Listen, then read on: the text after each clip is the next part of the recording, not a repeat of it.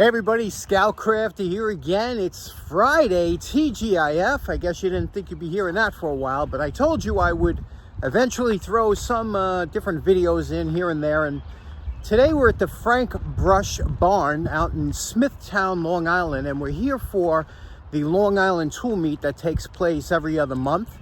I'm here early. I get here about, couple hours early because I like to take a walk for maybe an hour or so. I'm going to show you some of the beautiful grounds here in Long Island, and right behind me over here is the Frank Brush Barn. I'll show you that in a minute, but they have a small little zoo here. This is kind of a throwback to what it was like back in the 1800s, and I'll give you a little view. Now, what's amazing to me is this building was built in 1900 by Clinton Darling, and it was built to house horses and wagons for firefighting equipment and things like that. And they moved it here from Landing Avenue. Imagine that, 1988. As you can see, it's an absolutely perfect day, about 68 degrees, sunny, no clouds in the sky. The leaves are just starting to bud over here. In another month, these trees will be full. And a lot of these are old growth trees, and they have a nice path that walks around here. Just a wonderful place to come.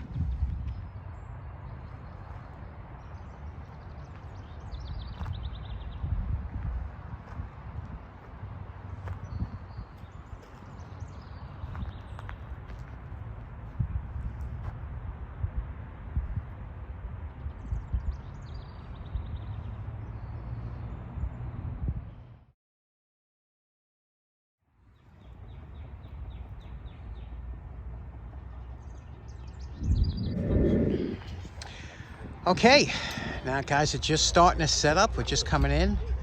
There's Rich, Snap Rings Chronicle. We got Bruce over here. We got Pete. Everybody's just starting. It's going to be a nice day. It says Stanley on the ratchet board. It's like from... Now, this is Mike the fireman's table. You know, him and his dad come, and I'll tell you, Mike always has great stuff. And this here is an axe. He custom made that handle, and he also made this cool sheath to go with this look at that beautiful axe, huh? And look at that handle. What a fantastic job he did on that handle. I wouldn't even dare. But that was the old days when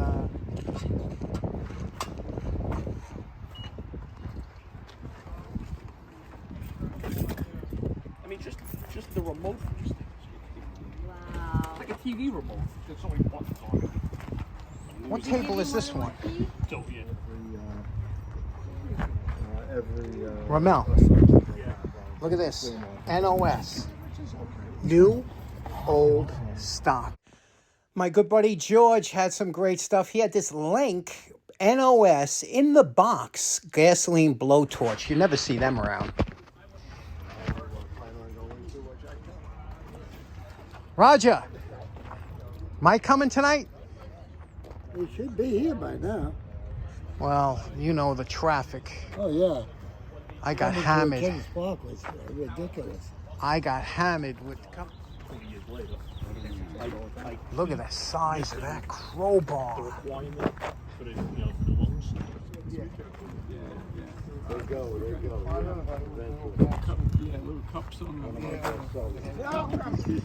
Pete's become an expert now.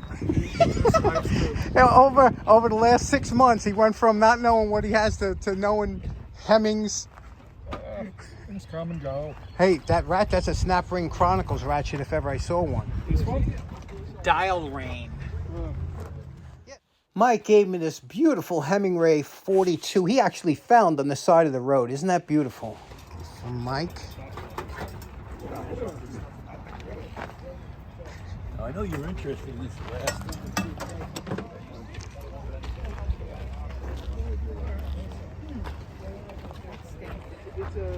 There's Andrew. I got you, Andrew.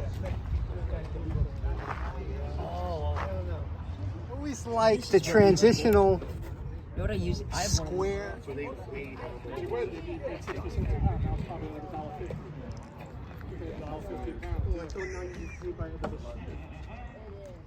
Next up, Mike had this interesting drill. It was ugly, it had horrible ergonomics, but the reason that it was interesting is My Mechanica did a video on this, and now the prices on these things go through the roof. I don't know if it's Ukrainian or Russian.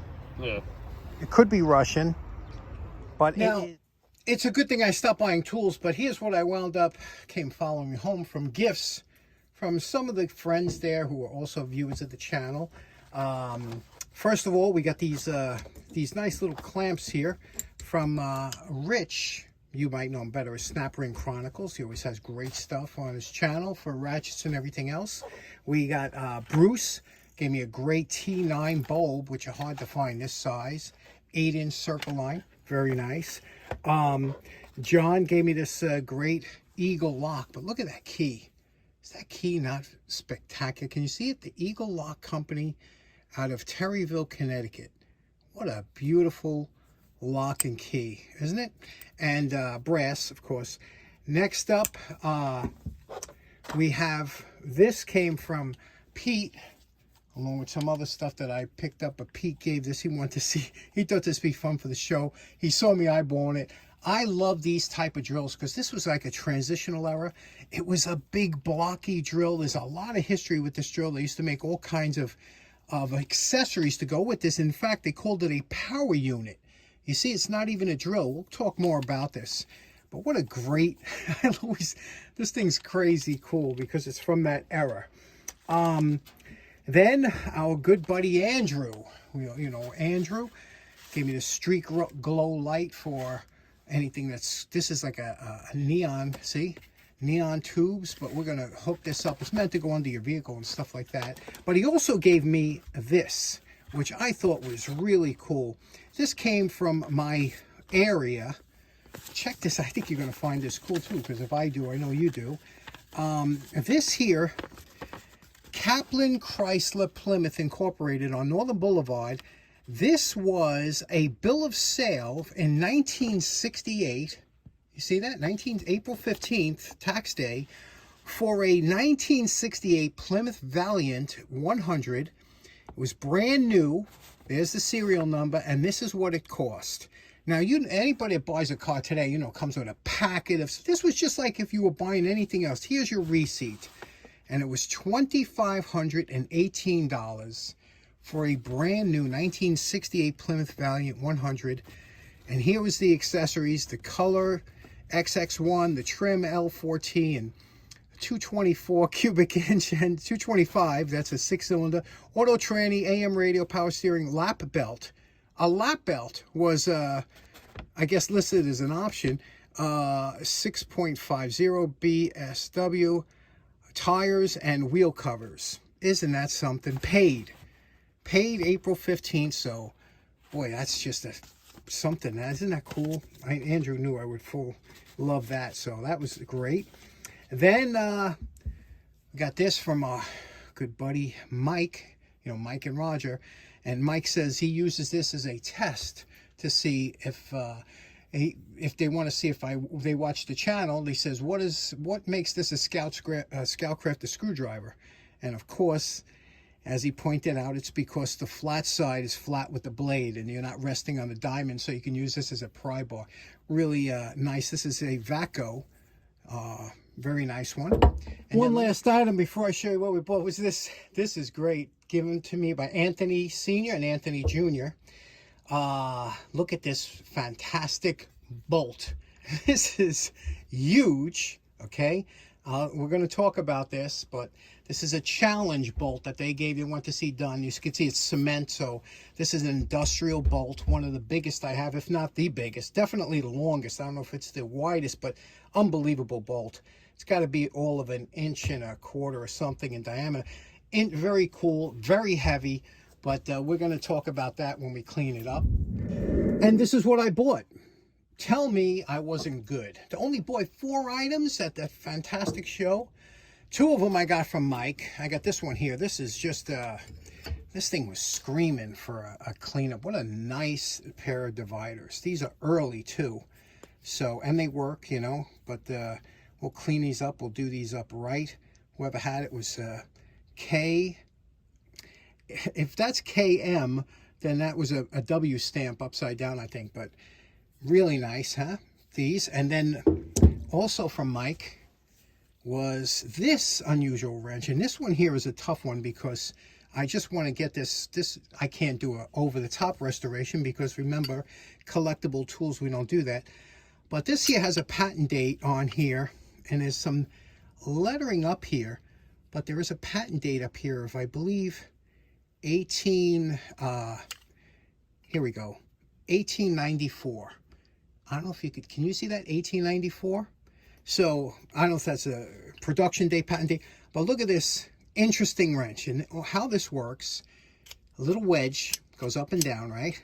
This here has some grooves cut on each side, so you adjust it to the bolt that you're working on, you close it, the teeth will grab, and then you slide this wedge up, and that locks it in. Now, it won't go anywhere. It's open to that size, and you do your wrench, you do your work, and then when you're finished, slide that down, slide this up, and I thought that was pretty interesting, isn't it? What do you think about that?